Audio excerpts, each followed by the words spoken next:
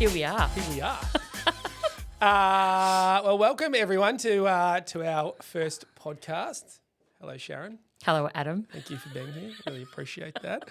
We're pretty excited to launch this. I mean, this has been a bit of a long time coming for Sharron and myself. I suppose, really, the podcast is about, Sharron and myself and the Juno story, but really more around the stories from our clients and the struggles that they have and the successes that they have and hopefully out of sharing some of those stories, really people will be able to take away some value from that and understand that they're not all by themselves. They have the same problems as a lot of other people and there are definitely solutions out there for them. So, today really this first podcast is all about us.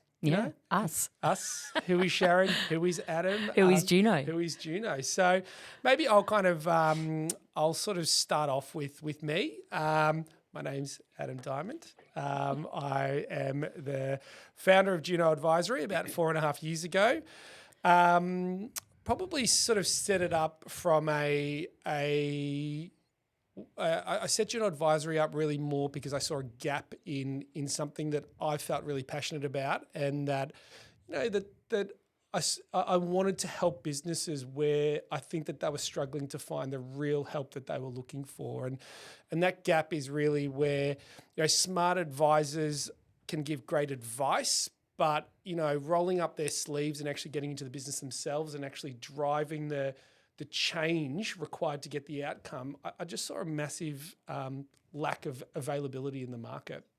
I think probably around that there's a certain type of person and expertise that has the background of that, and that is a CEO or a GM or somebody much more operational. So, started that out, and I think we've been doing pretty well, and we've had lots of highs and lows like lots of businesses out there. But yeah, I'm really excited. I'm really excited to share our story. Really excited for Sharron to share your story, and Juno to sort of probably bring some guests on and some clients so that they can share their stories.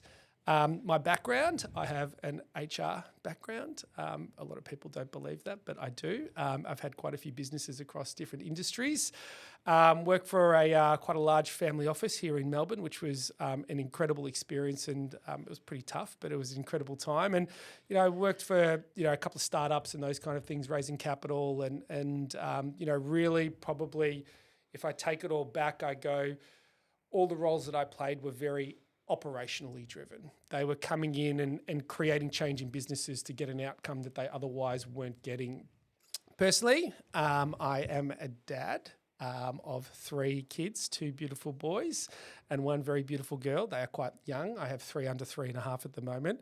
My life is massively hectic, but I couldn't think of it any other way. And I'm a husband to my beautiful wife, and I have a sister. I have 4 nieces and nephews, and I have a very, I thought of this the other day when I was speaking to my wife, a very full life, probably overfull, but I love it and I wouldn't have it any other way. So that's kind of a little bit about me. Shaz? Me. Just so you know, we call her Shaz, not Sharron. No, you call me Shaz. Correct. And all the clients call you Shaz. So I've been with Juno nearly 3 years, and my background is originally started out in a finance capacity, and for those of you that are old enough, my very first job was walking the streets in the city delivering share settlements for a stockbroking firm. And most people wouldn't even think, oh, hang on a sec, what are you doing that manually? And it's like, yeah, back in the days, pre-digitalization, that's how share settlements got delivered. It's crazy. That was my very first job. Went into finance though, and I was sort of one of those really weird accountants that actually liked people more than they liked the debits and credits of work. So really found my way out of finance into, what you were describing for like operational people sort of space. I had an incredible chairman of a board in a business that I was in, and one day he said to me, I don't think you're going to do finance anymore. I think you need to run the business. And I'm like, I don't actually know how to do that. And he's like, well, you're soon going to learn. So it was probably the best move that I ever made coming out of finance, and then really kind of sinking my teeth into what actually made a business work. And that was really around people. It was around systems and process and IT and everything that went with that. So it was a really good learning for me to really understand what makes a business tick. Yeah. So having the fundamentals of the finance side though was really helpful, and I think it's still really helpful today when we're helping businesses, and that fundamental understanding of the numbers side, which we'll talk more in a different episode. Yeah. Me personally though, I'm also big family, family and friends. I'm a wife to my gorgeous husband, Chris.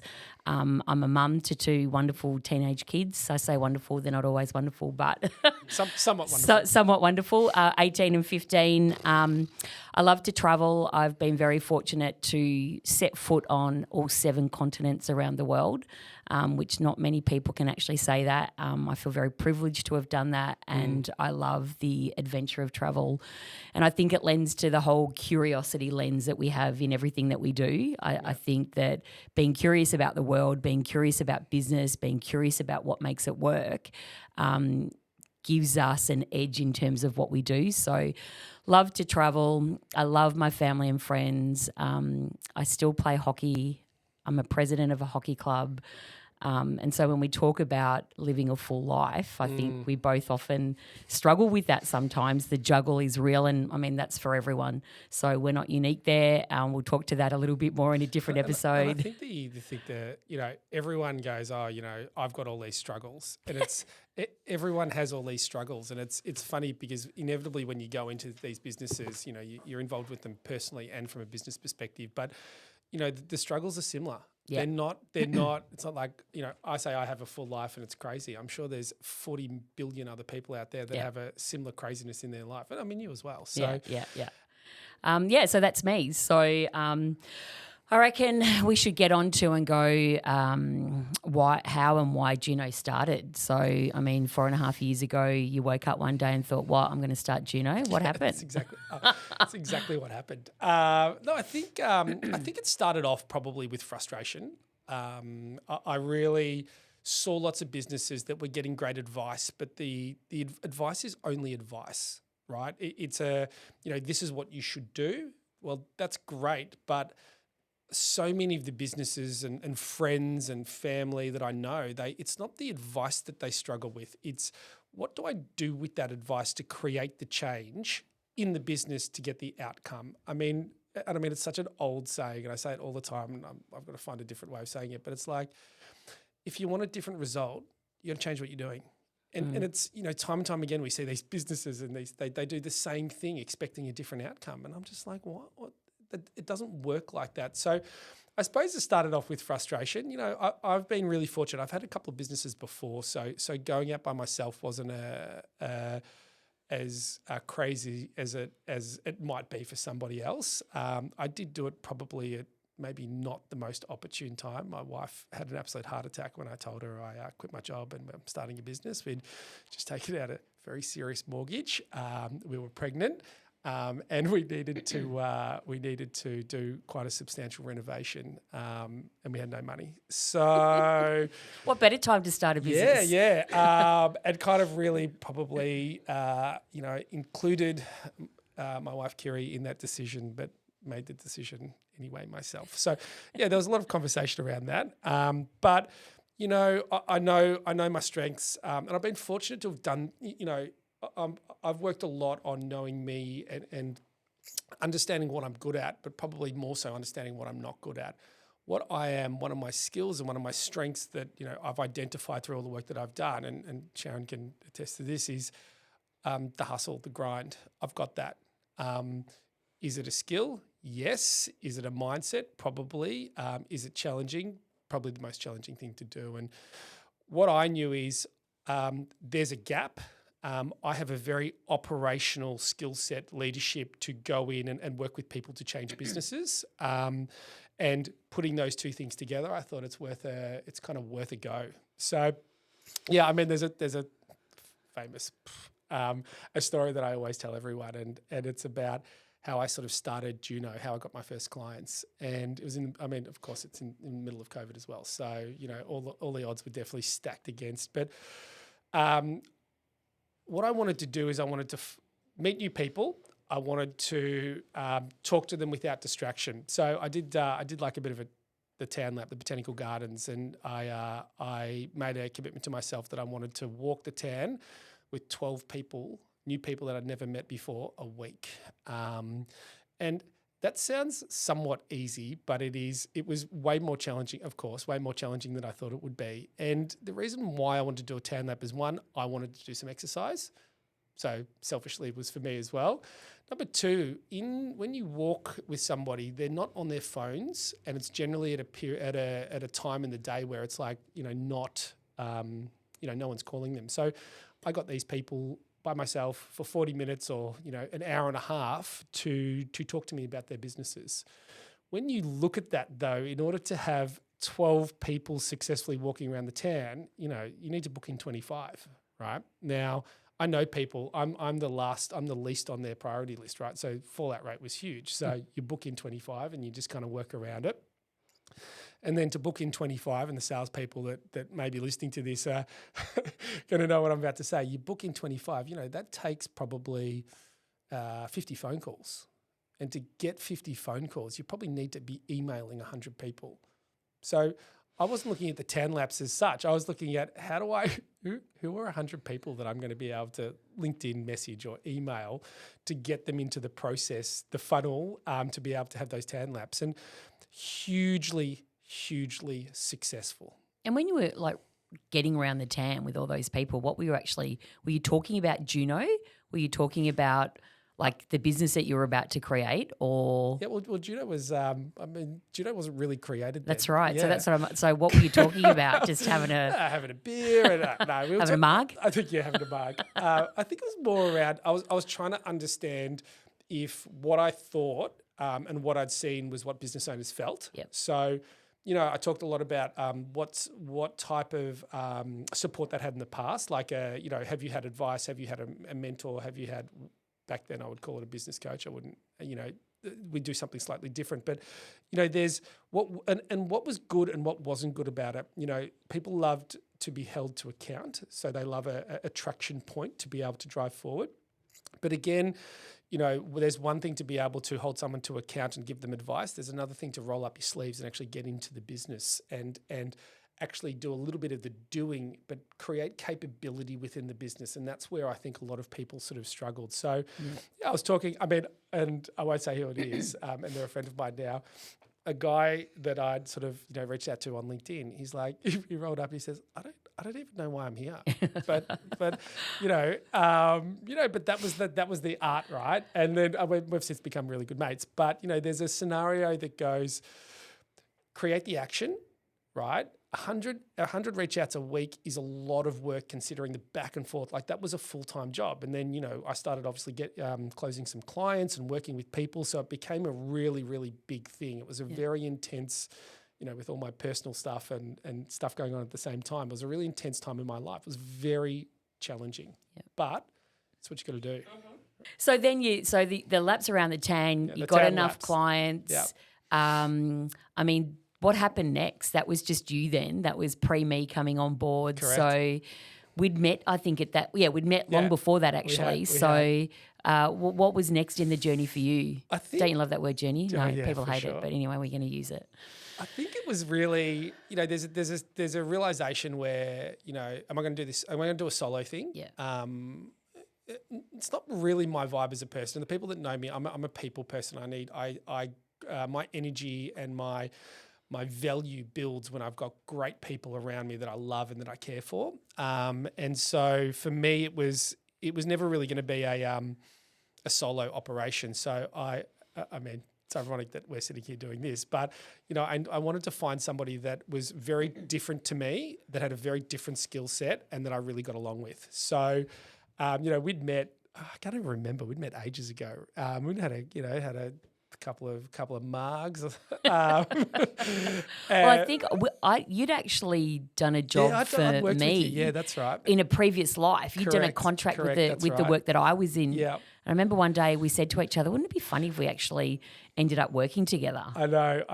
And I think, so you were on, there's probably two versions of this story. There's the version that I tell and the version that you tell. So, you battered me off for about, I say a year, it's probably not exactly a year, but battered me off for a year because, I saw that there's a huge value in what you could bring to Juno from your expertise and your experience and what, the stuff that you've done.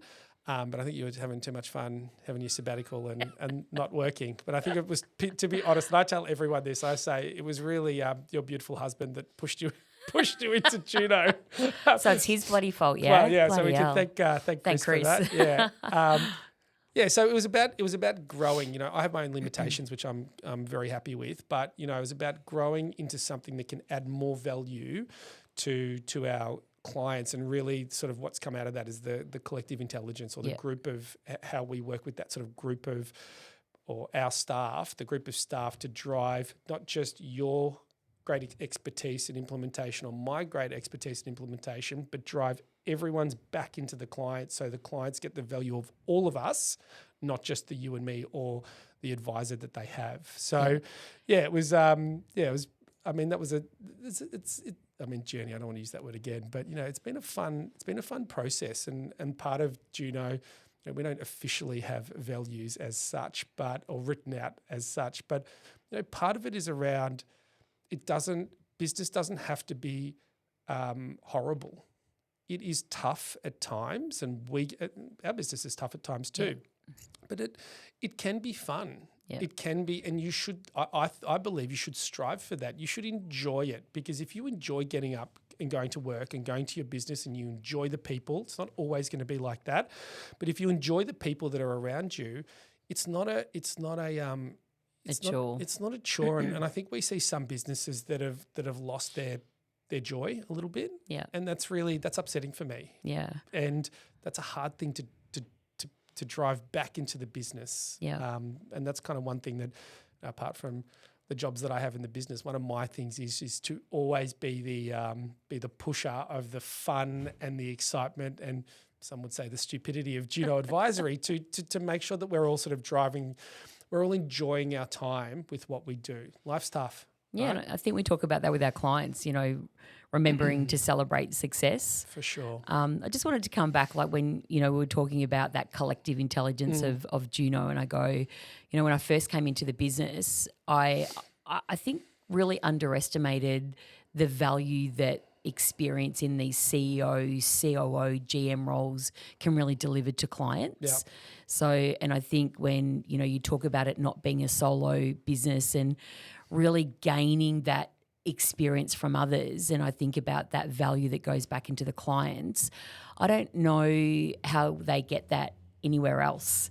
And I think that, when I came into the business, and yes, it took you a year to kind of get me over the line, and I think part of it was the whole fear factor of, am I going to be able to take all of the 30 years of knowledge that I have and bring it into this SME space and add value? Yep. And sometimes fear stops us doing a lot of things, and I look back at that and go, we shouldn't let that stop us taking a leap of faith and going, there is so much that we can deliver into businesses with the experience that we have in those type of roles. Very different to a traditional consultant that theoretically learns out of a book, as opposed to what, we've created here. And that's really that grassroots, actual doing a job in a business and taking all of that into a client. And I remember one of my first clients, and I wasn't long with him when he said to me, where have you been all of my life? And it's like, it's that kind of comment that you go, wow, there is so much to what we do, and taking all of that experience and, giving it to clients and seeing them thrive is incredible. And I think that there's also, and we always talk, and we'll probably talk about this in a couple of later episodes, but it's a consultant is more focused on project-based work, where there is a very specific thing that they're going to do, achieve, and exit in time and stuff like that. Whereas our model is an ongoing supportive matrix that sort of sits next to the CEO and the senior leadership team, where we go, it's actually this ongoing support, because to go in and do something start and finish and then leave is very complicated, because you can't embed that in the amount of time that you're given to do that project. So our model's slightly different, but that's not really for today. Well, it is a little bit about to go, you know, what are our clients? Who are our clients? Yeah. I sp- we have a very diverse range of clients, and you know, all our clients are big proud moment. I mean, it's getting a bit off topic, but big proud moment for me is we have a massive Christmas party every year. It's completely outrageous, but we sit there. You'll be coming this year, Yeah, so yeah, strap exactly. in. I go back and I sit there and I look at all the incredible clients that we have and the people that have helped us to get to where we are, and I'm like, we're all great. I'll sit back and I'm super proud to go, look at what Sharron and I have created. But number two, look at what great people they are. Like, you know, there's a real sense of, and, you know, we're a very relationship business and I'm probably a very relationship kind of guy. But to sit back and go, you know, I'd have a beer with every single one of these people any day of the week. And I'm like, I see a lot of other businesses that can't say that same thing. And I'm really proud of that. You know, yes, we've got a whole diverse range of clients that have a diverse range of issues, and I get all that. But yeah, really, that's a big thing for me. But going back to the question that you asked, I suppose we work mostly with businesses that want to change. Yeah. I mean, I know that that's a really basic statement, but you know, there's a point at which businesses come through a lot of different ways to us. You know, whether it's a referral, mainly client referrals, but businesses come to us because they're at a point where they don't know how to get to the next point. And what that means is they sort of know that they need to change. They just don't know how to or what that kind of looks like. Yeah. And we use this analogy, which is A to F. And I can't even remember who thought of this. It was, I don't know whether it was me, but A is where you are and F is where you're trying to get to, right? B is the next point of the journey that you need to push to. And we see a lot of similar things happen where businesses go straight from A to F. And what that means is they haven't built the building blocks. So when they get to F, they've got a really consistently sustainable business. It's a bit of a mishmash and it starts to fall over when they get to F or along the journey to F. Or they make decisions to just get from A to B that aren't informed by F. So that's like, I'm making a decision for tomorrow without thinking about what next week's looking like. Yeah. That is a huge challenge, right? Because not being informed by F or not making decisions that are on the pathway towards F is a really, really problematic thing for a business to do. And that is a very reactive style of business. Yeah. It's not a proactive style of business. So for us, it's businesses that are looking to change or businesses that don't know how to get to the next stage. You know, sometimes that's a business exit, sometimes that's a restructure, sometimes that's I want to spend more time with my family. Like, there's a whole bunch of things, but inevitably it's the change component, and the change component is always the most difficult one to do yourself. Yeah. I think we often talk about, you know, people often ask us, you know, what do we do? How do we add the value to the client?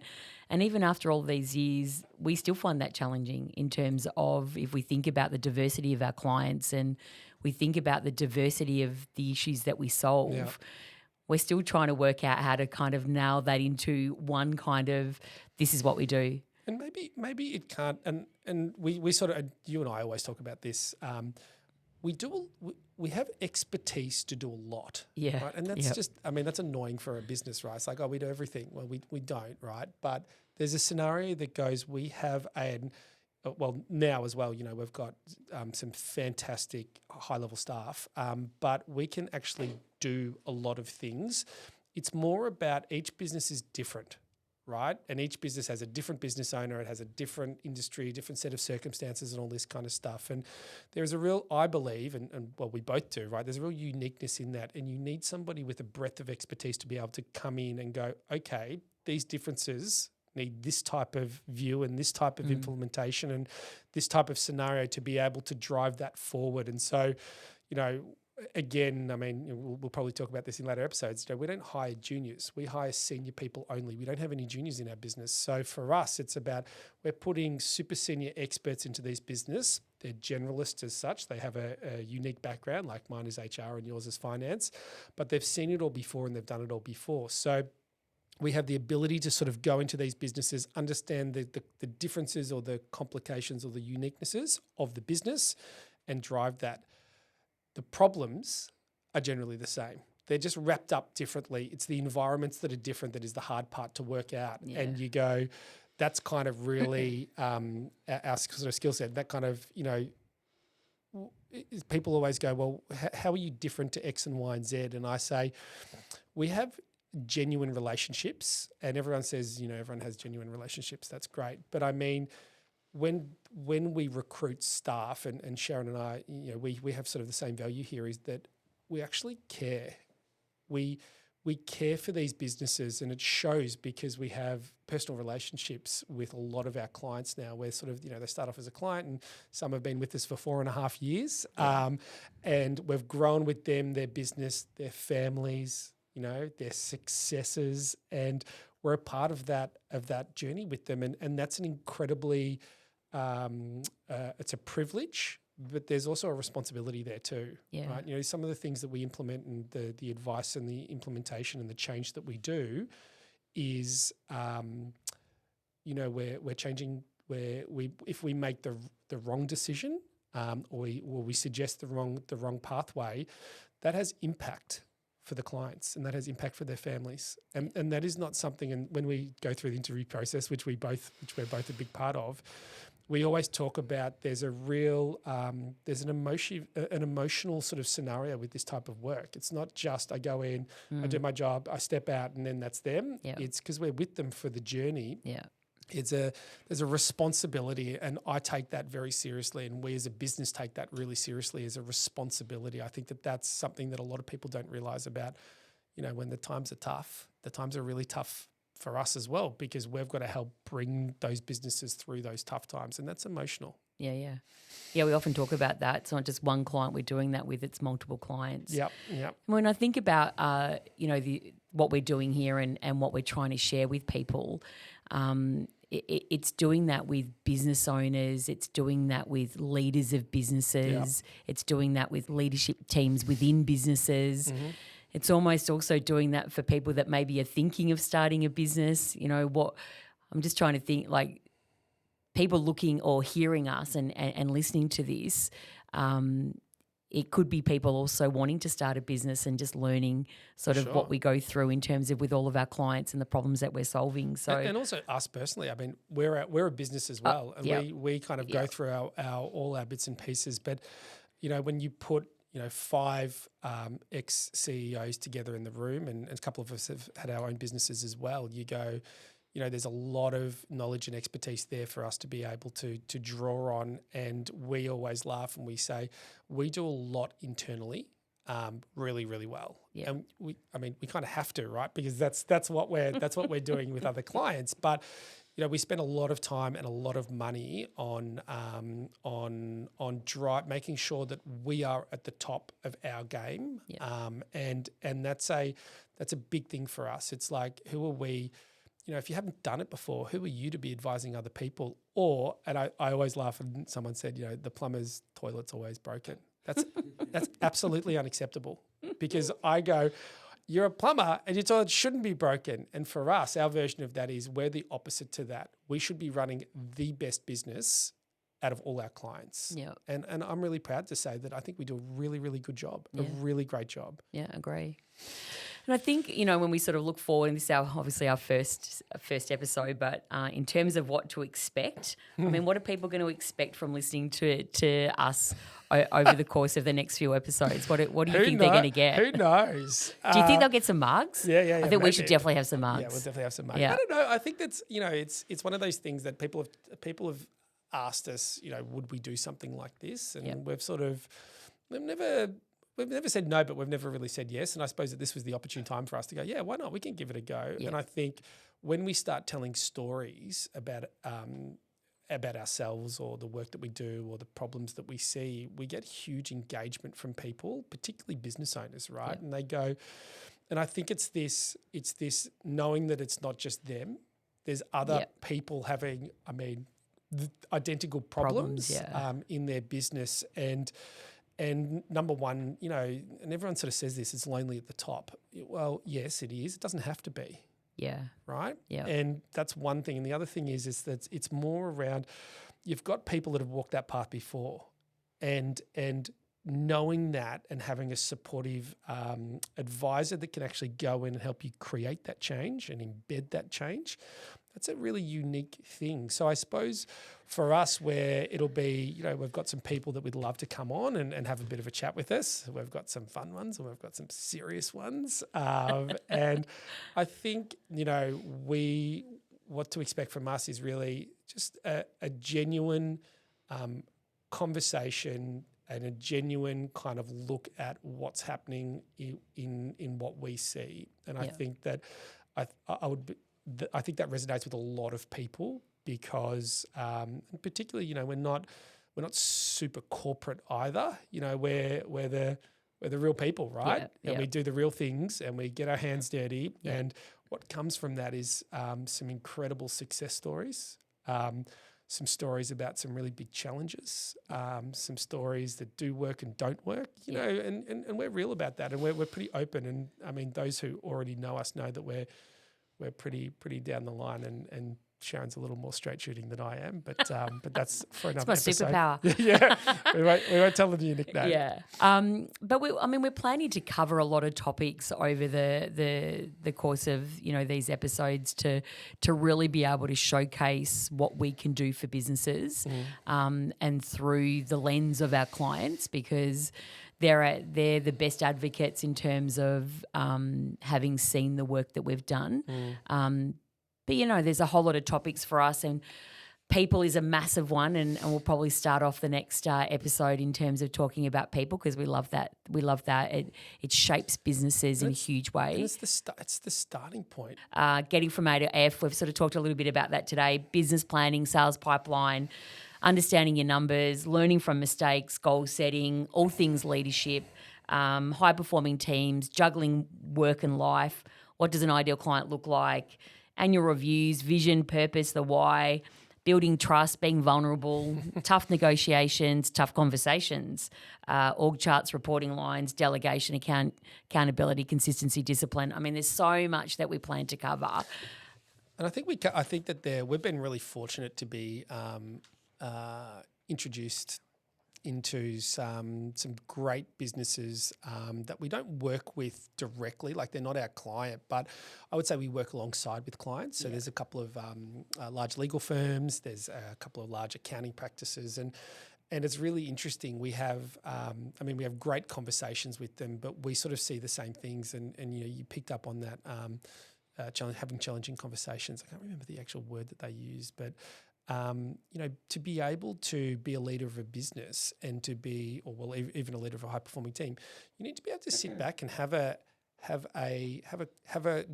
challenging, supportive conversation. And you all go back, and I always use this analogy. I feel like I've got quite a few families. I've got my real family, which is Kiri and the boys and beautiful Sophia. I've got my work family.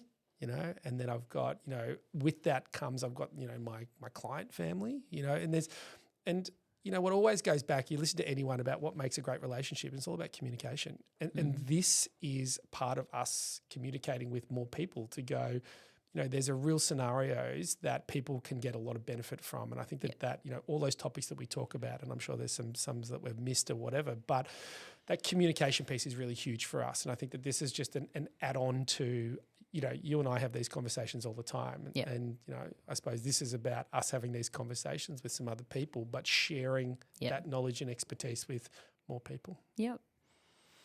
So that's probably it for our first episode. Thanks for listening. We're really excited to keep this going and to share the Juno story and share all of our client success stories. Really excited. So stay tuned for the next episode. Thank you. And should we have a little high five? I think we should. Do you think? Yeah. Hey!